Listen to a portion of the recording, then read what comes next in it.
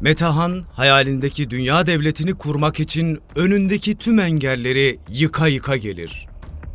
Çinlilere muhteşem akınlar başlatır. Ansızın gelir, gece yarısı gelir, devasa ordularla gelir.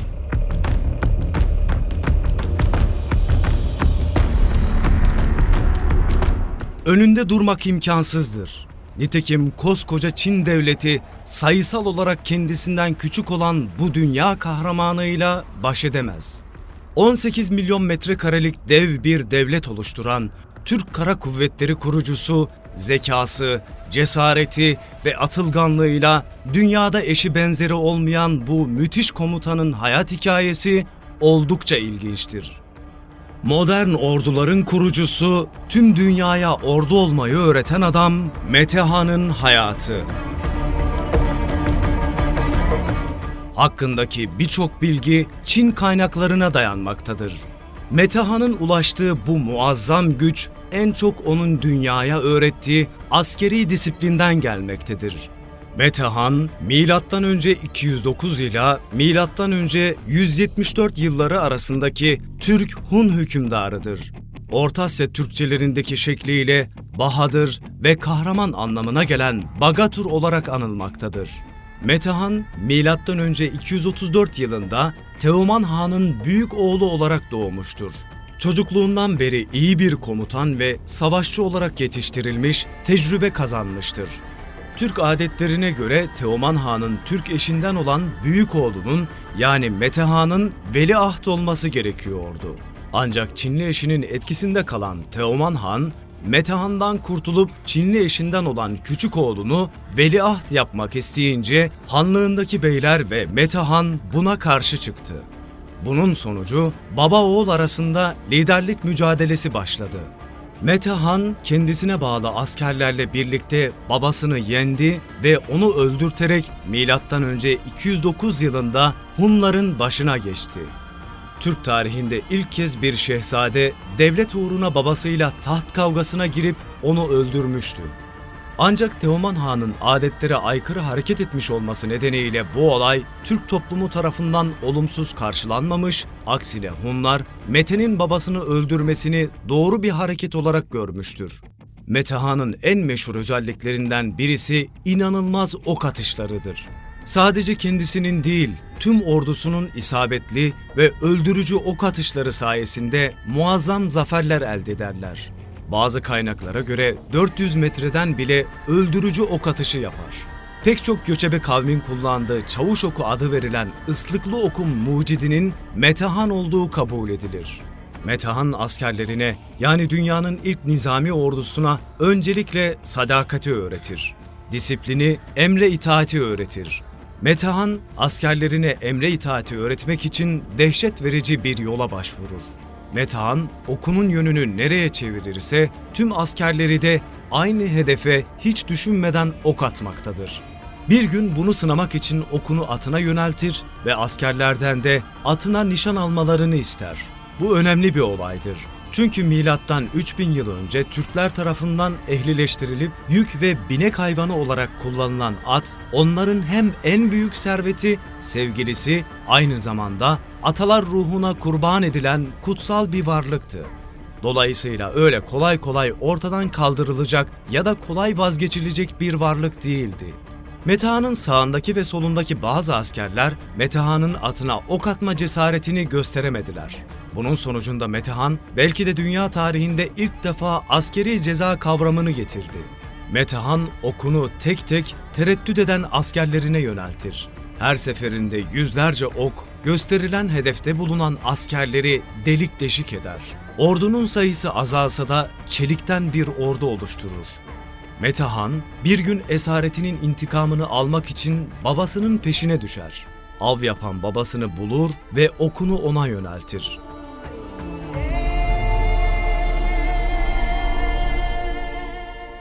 Ardından binlerce ok havalanır ve Metehan'ın kendisi için ülkenin babadan önce geldiğini ispatlar. Saniyeler içinde ölen babasının cansız bedeni, Metehan'ın ordusunu dünyanın en sadık ordusu haline getirecek ibretlik bir ders oluşturur. Metehan ilk olarak bütün Türkleri tek bir bayrak altında topladı. Daha sonra Tunguzları ve Moğolları da bir araya getirip imparatorluk altında birleştirerek devasa bir ordu oluşturdu. Toprak isteyen doğu komşuları Donghu'yu yenilgiye uğratarak vergiye bağladı. Milattan önce 208'de ise hakimiyeti altına aldı. Donghu'yu yendikten sonra Kuzey Moğolistan'da yaşayan Tunguz gibi halkları da ülkesine kattı. Milattan önce 177 ila 165 yıllar arasında Yueçilerin üzerine sefer düzenledi. Milattan önce 203'te Yueçi'yi mağlup ederek toprağına kattı. Ordos'taki Tahin Türklerini yendi. Bölgede yaşayan Altay, Moğol, Tunguz ve Türk ve benzeri kavimlerini egemenliği altına alarak askeri ve stratejik olarak daha güçlü bir hale geldi. Turan, Büyük Türkistan'ı geri aldı. Batıya 2 akın daha yaptı. Türk boylarını Hun egemenliği altında topladı ve örgütledi. Metehan kendisine rakip olabilecek kişilerden kurtulduktan ve devlet içerisinde asayişi sağladıktan sonra tahta çıkış törenini icra ettirerek Shanyu unvanını aldı. Hun tahtına genç ve tecrübesiz bir Hakan'ın çıktığını gören Moğollar bu fırsattan istifade etmek istediler. Metehan'dan güneybatıdaki komşuları Moğollar, Metehan'ın babası Teoman'a ait bir günde 500 kilometre koşan atı bir elçi vasıtasıyla istediler. Metehan, devlet adamlarının karşı çıkmasına rağmen bu isteklerini yerine getirdi. Moğol hükümdarı bu defada iki devlet arasında boş bulunan toprak parçasının kendisine verilmesini istedi.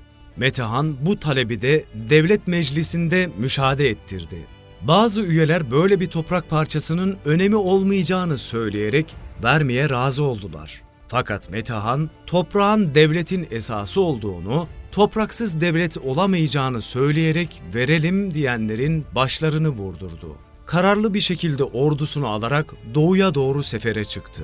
Moğolları müthiş bir yenilgiye uğrattı. Reislerini öldürdü. Moğolların bir daha kendilerine gelemediği bu zaferden sonra Hun sınırları doğuda Moğolistan'ın doğusuna kadar genişledi. Metehan burada kendisine ait olan at ve eğerini vermekte tereddüt etmemiş ama halkın malı olan toprak söz konusu olunca taviz vermektense savaşmayı tercih etmiş ve bu tavır tüm Türk tarihi boyunca Türk devlet anlayışının temelini oluşturmuştur. Burada Metehan için önemli olan devletinin ve milletinin geleceğidir.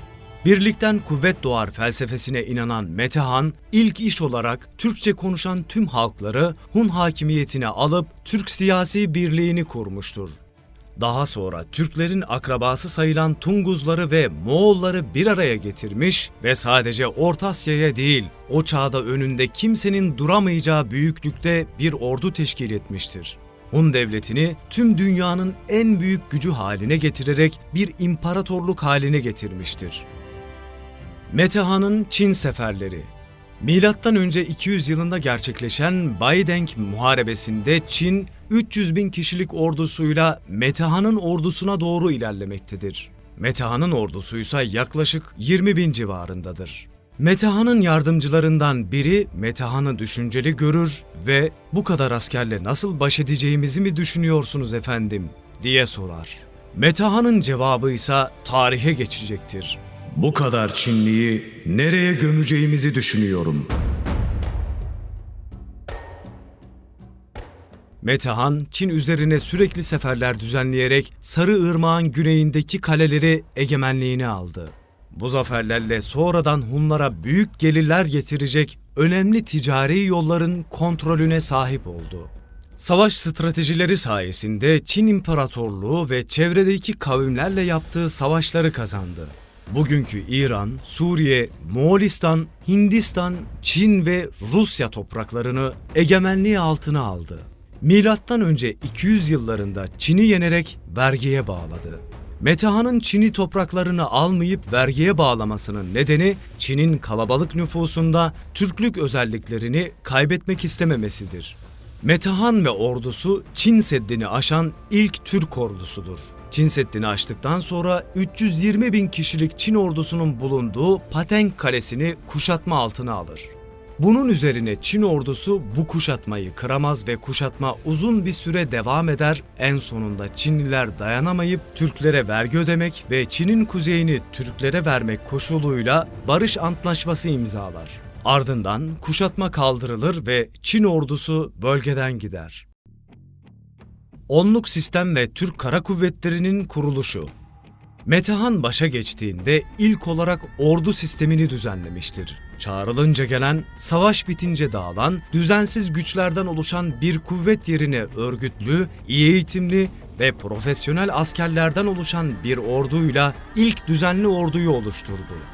Emirlerin birliklere daha kolay ulaştırılmasını ve ordu üzerindeki komuta gücünün arttırılması için ordu 10 ve katları şeklinde sayılara ayrılarak birlikler bu şekilde oluşturuldu. Onbaşı, yüzbaşı, binbaşı, tümenbaşı rütbelerinde kumandanlar tayin etti. Böylece en karmaşık savaş alanlarında bile yönetimsel kargaşa yaşanmadı. Günümüzdeki ordu sistemlerinin temellerini atmış oldu. Türk Kara Kuvvetleri'nin kuruluş tarihi 1363 yılı olarak kabul edilmekteydi. Nihal Atsız 1963 ve 1973'te Türkiye Kara Ordusu'nun kuruluş tarihinin Metehan'ın tahta geçtiği M.Ö. 209 olması gerektiğini yazmıştır. Sonrasında ise Türk Kara Kuvvetleri'nin kuruluş tarihi M.Ö. 209 olarak değiştirildi. Bu tarih bugün Türk Kara Kuvvetleri armasında da yer almaktadır. Oğuz Kağan Destanı. Metehan hakkında müthiş hikayeler vardır. Oğuz Kağan Destanı'nda anlatılan Oğuz Kağan'la Metehan'ın hayatı büyük benzerlikler göstermektedir. Metehan'ın hayat öyküsünün Oğuz Kağan efsanesinin tarihi temelini oluşturduğuna inanılmaktadır. Türk destanlarında Çin ve Hindistan fetihlerinde söz edilen Oğuz Kağan'ın Mete olduğu sanılmaktadır. Destanda anlatılan Oğuz Kağan'la Mete'nin hayat hikayesinde birçok benzerlikler bulunmaktadır. Oğuz Destanı'nda Metehan'ın zaferleri anlatılır. Oğuz Destanı'nda Metehan'ın doğumu kısaca şu şekilde anlatılır. Günün birinde Ay Kağan'ın gözü parladı, bir oğlan çocuk doğurdu. Çocuğun yüzü mavi, ağzı ateş kırmızısı, gözleri ela, saçları, kaşları karaydı. Güzel perilerden daha güzeldi. Anasının sütünü bir emdi, bir daha emmedi. Yiyecek istedi, konuştu. Doğduktan 40 gün sonra yürümeye, ata binmeye başladı. Ayakları kurt ayağı, beli kurt beli gibiydi. Vücudunun her yanı tüylüydü. İşi gücü ata binmekti. Teoman'ın büyük oğlu olan Metehan, küçük yaşta kahraman bir savaşçı gibi ava gitmeye başlamıştır. Yine Oğuzname'de geçen bir olay şöyledir. Türk yurdunda Türk budununa musallat olan koyunları, geyikleri ve insanları yiyen bir gergedana kimsenin gücü yetmiyormuş. Oğuz Kağan tek boynuzlu, gergedana benzeyen bu hayvanla yiğitçe mücadele etmiş ve sonunda onu öldürmüştür. Bu olaydan sonra Mete'nin kahramanlığı tüm Türk eline yayılmaya başlamıştır. Metehan'ın yaptığı düzenlemeler. Saltanatı boyunca çoğu halklar Hun idaresi altına girdi.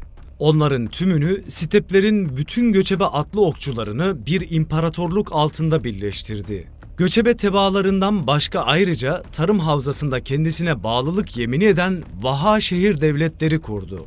Onun hem askeri hem de idari yapılanması sonradan birçok Merkezi Asya halklarında ve devletlerinde uygulandı. Metehan, ele geçirdiği topraklarda nüfusunu genişletmiş, ticarete ve tarıma önem vermiş, özellikle tarım alanında büyük çalışmalar yaptırmıştır. Bölgesinde askeri gücüyle korku saldı. Savaş taktikleri ve askeri disiplini sayesinde Çin İmparatorluğunu ve çevre kavimlerle yaptığı savaşları kazandı. Hakim olduğu bölgelerdeki geniş tahıl ve yiyecek kaynaklarıyla ordusunu ayakta tutabiliyordu. Metehan, Kağanlığı elde ettikten sonra 4 yöne akınlar düzenlemiştir. Bugünkü İran, Suriye, Moğolistan, Hindistan, Çin ve Rusya topraklarında egemenlik kurmuştur. Batıda Japon denizine, güneyde Hint okyanusuna, kuzeyde Sibirya ovasına ve doğuda Doğu Anadolu'ya kadar uzanan geniş bir coğrafyada kurduğu büyük imparatorlukta dünyanın en köklü ve güçlü uluslarına baş eğdirmiştir. Metehan'dan önce Çin kendisini yenilmez güç olarak görüyordu. Fakat Oğuz Han, Çin'e yaptığı seferler sonucunda Çin'in tamamını egemenliği altına almıştır. Hatta Hun akımlarından korkan Çinlilerin Çin Seddi'ni yaptıkları meşhurdur. Bu başarılarla bir cihan imparatorluğu kuran Metehan, Türk tarihinin en büyük komutanlarından ve kağanlarından biri olmayı başarmıştır. Metehan hükümdarlığı boyunca Türkleri sadece askeri yönden değil, ekonomik yönden de geliştirdi. Türkistan'daki büyük ticaret ve tarım merkezlerine hakim oldu. Birçok yeni şehir devleti kurdu. Hun devletini teşkilatlandırdı. Türk töresi diye bilinen toplumsal yasaların birçoğu da Mete döneminde belirlendi. Geleneksel kurultayın kurucusu Mete sayılır. Hükümdarın isteği üzerine toplanan bir danışma meclisi vardır. Bu devlet meclisi ilk defa Hunlarda görülmektedir. Tahtta kaldığı 35 yıl içinde bunları gerçekleştiren Metehan, M.Ö. 174 yılında öldü. Arkasında Asya milletlerini tek çatı altında toplamış büyük bir imparatorluk bıraktı. Yerine Çin kaynaklarında adı Kiyo olarak bilinen oğlu Gökhan geçti. Videomuzu beğenmeyi ve benzer videolardan haberdar olmak için kanalımıza abone olmayı unutmayın.